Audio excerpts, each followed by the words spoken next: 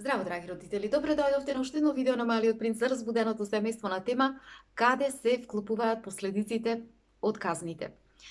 За да можеме подобро да ја разбереме оваа тема, авторката Шефали ни дава еден пример, значи ни посочува еден пример со еден татко кој што дошол во нејзината канцеларија и кој што барал од авторката Шефали да и помогне да го превоспита неговиот 6-годишен син, и тогаш авторката Шефали му рекла: ако бараш од мене јас во тоа нешто да ти помогнам, си најшол на погрешната личност.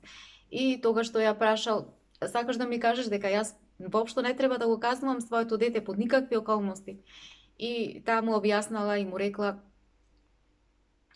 например, во случаеви доколку се случи еднократен инцидент од страна на твоето дете, например, се однесува исклучително непријатно, лошо за време на некој оброк, тогаш ти треба да му кажеш да ја напушти масата, за да можат останатите членови од семејството да вечерат или да ручат во мир. И меѓутоа, значи самата кажала дека била голем противник на тоа децата да се тераат, да стојат во ќошот со сати или пак да бидат ставени на казнено столче со сати и така натаму. И заинтригиран таткото тогаш ја прашала вторката Шефали: па добро, како ќе го научам јас детето, кој е вистинскиот начин? И авторката Шефали, предизвикана од тоа нешто, го прашала родителот: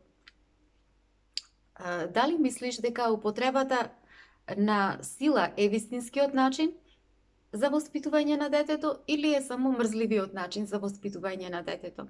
И понатаму таа продолжила, му објаснала како традиционалното родителство долго време се залага за една нескоротлива употреба на родителската моќ врз децата. Дури и во самата Библија понатаму таа објаснува како има јасно напишани стихови каде што цитирано е како родителите го поистоветувале доброто родителство со количината на контрола која што ја имале врз родителите врз своите деца. И затоа свесното родителство е против било какво архаично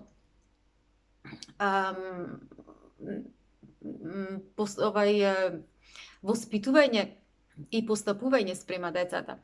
Како што, например, една напредна демократска земја се темели, односно почива врз постојано создавање, креирање на иновации, постојан раст и развој на иновации, така и семејството како една основна клетка на едно напредно општество, значи мора да ја отстапи диктатурата врз децата.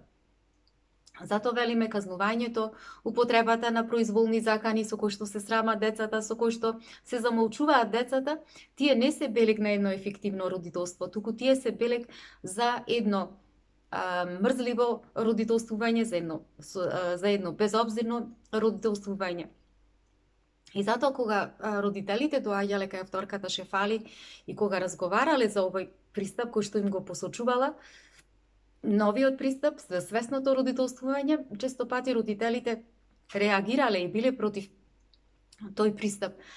Затоа што на крајот овој пристап само дава светло врз она што, значи врз начинот, врз потенцијалот на кој што и самите родители биле воспитувани. Затоа што кога разговарале родителите околу оваа тематика, како тие биле воспитувани, едноставно протестирале и велеле на авторката Шефали: па мене, моите родители ме тепаја со каиши, со стапови, колку чотек имам јадено, па еве, тука сум не умрев.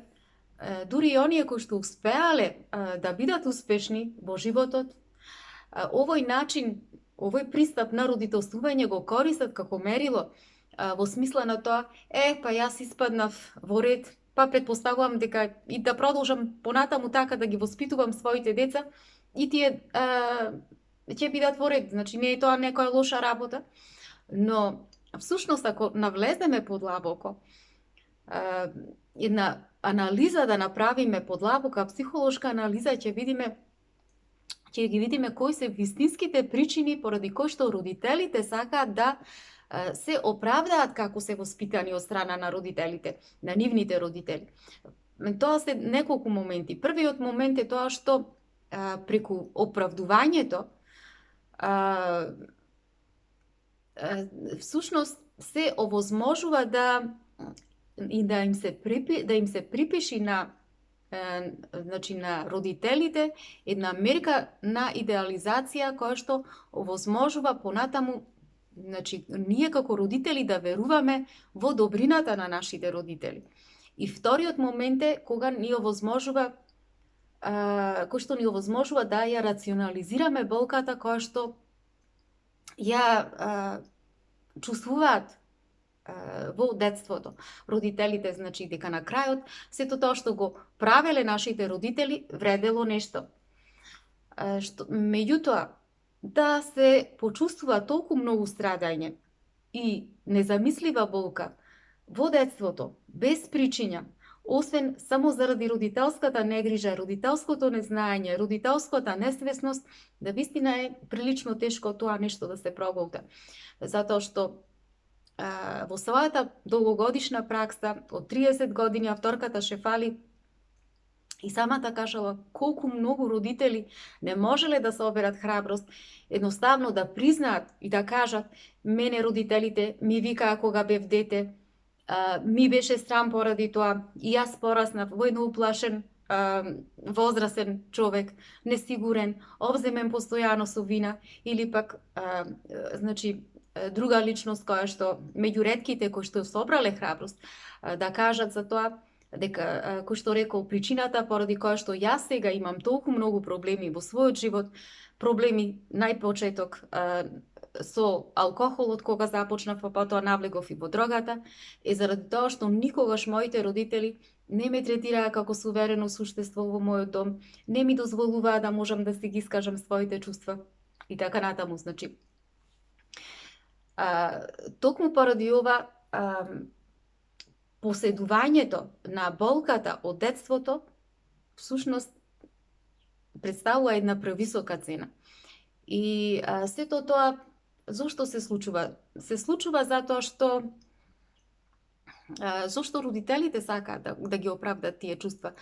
Затоа што едноставно преку ваквиот начин на воспитување ние бегаме всушност, сакаме од вистинските чувства. И едноставно многу полесно ние да си ставиме една фасада на среќа. Пред се, заради тоа што соочувањето со осудите од страна на нашето семејство е често пати неподносливо.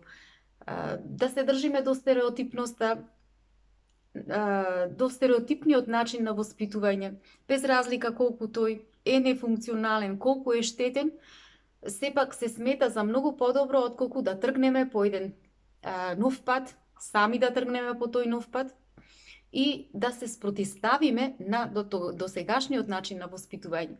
Затоа што традиционалниот начин на воспитување всушност воспитува личности кои што бегаат од вистината, поединци кои што живеат еден неавтентичен живот, живот од кој што всушност се одсечени од она што на вистина сме, од нашето вистинско битие, преплашени сме едноставно да го почувствуваме она што на вистина треба да го почувствуваат самите родители, а тоа е значи да ја почувствуваат својата автономност, да ја почувствуваат својата сувереност и својата издржливост, својата сигурност и сето тоа да можат да им го пренесат на своите деца. Драги мои, тоа би било се за ова видео. Имајте убав ден, се гледаме.